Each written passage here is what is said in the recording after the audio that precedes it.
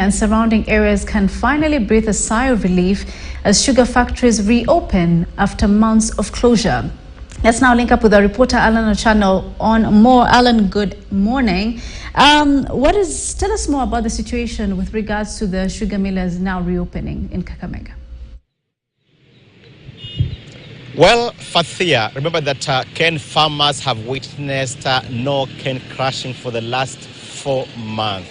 This is the longest ever because, of course, normally when the cane crushing is normally suspended, maybe it's normally due to repairs of the factory, but this was occasioned by the decision by the Agricultural Food Authority occasioned by what they termed as cane shortage. Of course, cane is the raw material for sugar production, and so here in Western Kenya, we have almost 7 cane millers here from Mumias, West Kenya, Butali, and the other private millers here. And so whenever such suspension is actually witnessed here, the farmers really count losses, because at the time when they were suspending cane crushing, some farmers had mature cane. And so by the time of resumption, of course, resumption is Friday this week, Friday, which is actually 1st of December, the farmers who had their mature cane by the time of a suspension of the crushing now will actually be counting losses because of the low sucrose content, because of course the mature cane has actually over matured, and so the sucrose content really depreciates. And so let us speak to some of the residents here who also are cane farmers here in Kakamega County. Maybe just tell us your name, and of course we now witnessing the resumption of cane crushing here after a 4-month break. Of course it comes as a relief, but what does it mean to the cane farmers here in this particular county? Okay, my name is Rafael Welimo Makoha. I'm a farmer in Matungu, Block 35 for Mumias Sugar Company. And we are glad that so far now the factories around are reopening for crushing. But we are not quite impressed for the delay, although it has come too late after we overstayed with our cane on the farm. Now, this is a great move from the government, though, but we are a bit skeptical because when the president was around here, that was the time they had suspended the crushing of our sugarcane. And I'm speaking particularly on behalf of the farmers of Mumias Sugar, we're glad the cases were withdrawn, and therefore they paved way for the operations at the sugar factory. But let Kenyans remember, and the farmers in this region know, that by that time the president not only promised that there should be no case, but that he was also going to give us a new investor.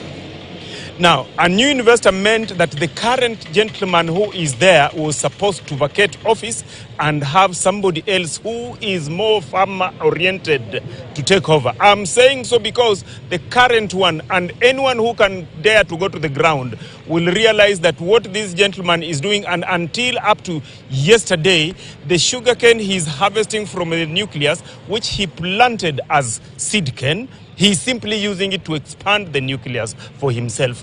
No farmer has ever been approached. He didn't even call us to tell us that now he's reopening.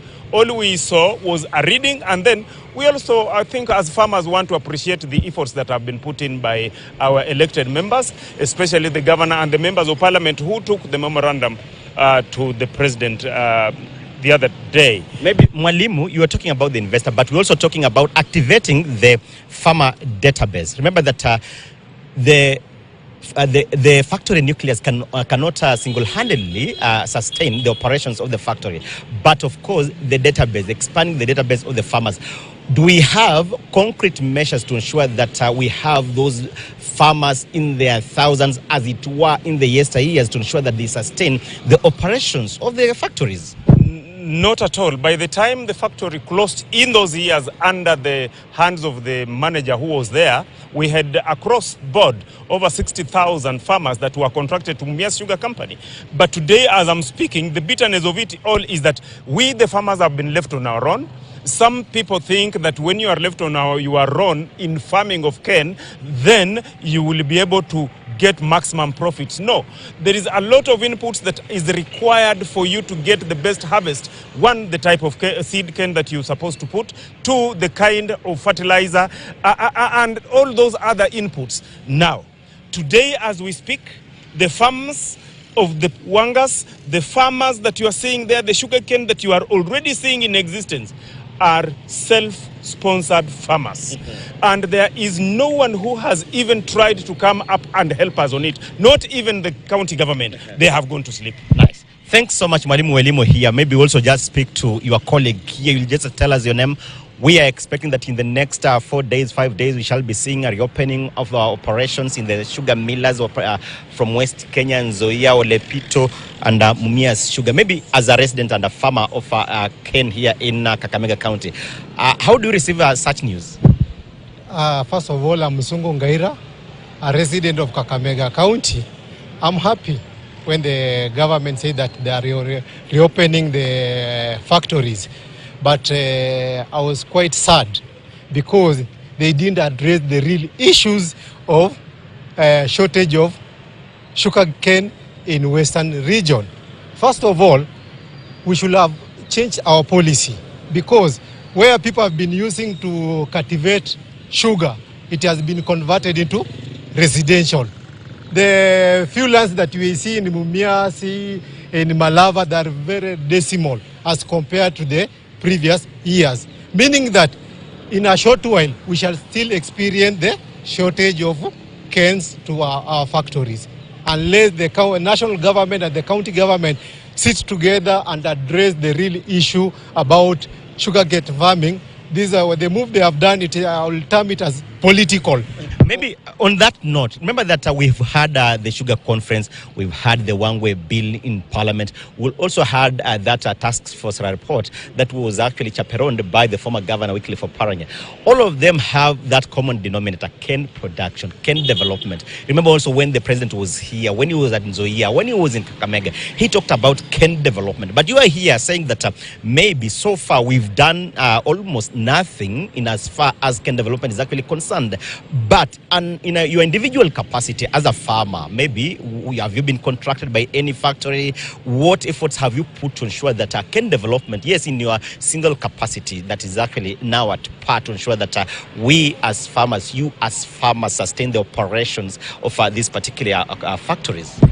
First of all, I will say, we as farmers, it is expensive to cultivate sugarcane farming because the input, the manpower and other things are quite expensive. So we actually want the government to subsidize even the seeds of canes. They are not available and they are not even telling the farmers which types of the seeds that the correct one to be planted so that you can have a maximum production. The way they are doing about maize, the way they are doing about coffee, they should also do it about sugarcane farming. And also, they should change the policy. You know, even if you go to Mumias, you'll find that most of the lands have been demarcated into quarters. So you cannot cultivate a quarter land of farm and expect to reap maximum. So the government should change their policy that farming land should be remained for agricultural land. It should not be converted into settlement areas. Thanks so much. Well, Fathia, listening from the farmers here and residents of Kakamega here, they are too, but they are quite informed on the practice of cane farming. Because, of course, when they were born, they got it here.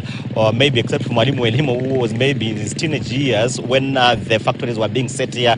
Because Mumias was set up here in 1972, but he was born before that particular time. And so really speaking to the issue of cane development, if there is no cane, then we shall still be going back to that suspension of our cane crushing operations by the respective millers here. But the bottom line from the sugar conference, the task force report and also the one-way bill in the National Assembly, they were all speaking to the issue of cane development.